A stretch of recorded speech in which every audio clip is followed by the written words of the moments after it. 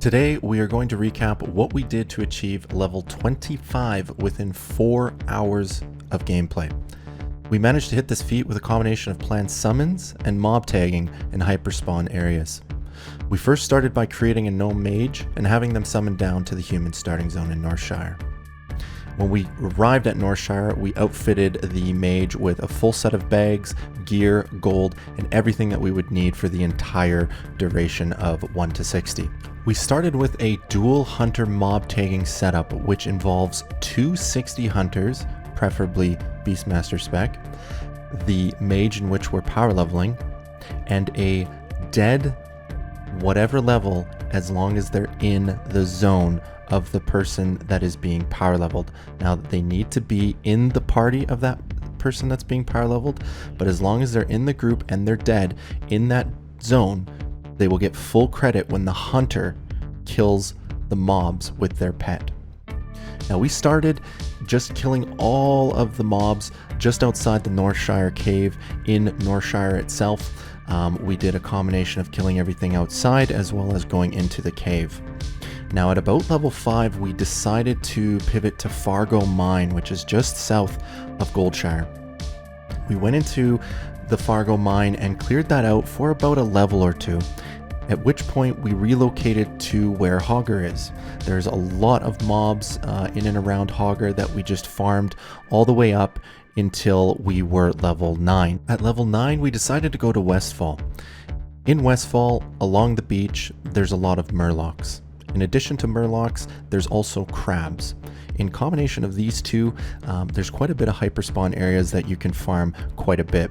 Now, as we started to get up in levels into the 11, 12, and so on and so forth, we decided to also include all of the knolls. The knolls are right next to the murlocs, just south of them along the beach, and you can almost make a big circle and make a good circuit of pulling all of those mobs. Now, we leveled in Westfall from 9 all the way up until we were 15. Once we got 15, we were then summoned over to Red Ridge, and we farmed a combination of murlocs, furblogs, and elites at the castle. Now, you'll see in the video, the murlocs are extremely hyperspawned. You can pretty much stand in one area and continuously pull all of these murlocs without any delay. Now, at some point, they stop becoming as lucrative. So that's when we started to tie in the furblogs and the elites on a circuit. Now, the elites are extremely good experience, but you have to be careful in there as things can get hairy. We did die once or twice in this phase. Now, we did this until about level 19, at which point we had the idea of being ported back to Stormwind and running a 5-cap lockout on stockades. Now, we had a level 16 and a level 17 anchoring a 4-party group. Now, with a 60 mage, we took the main hall and the left wing of stockades. Once I was done that wing, rather than sitting in there and drinking, I actually ran out and we had a level 60 paladin go in and take the right wing. The advantage here was we didn't have to waste any time on drinking, and for the wing that had all of the stuns and knockdowns, the paladin could take it with a breeze. Now, once we hit 5-cap lockout, we then were summoned back to Red Ridge to continue on the same route with the murlocs, furblogs, and elites.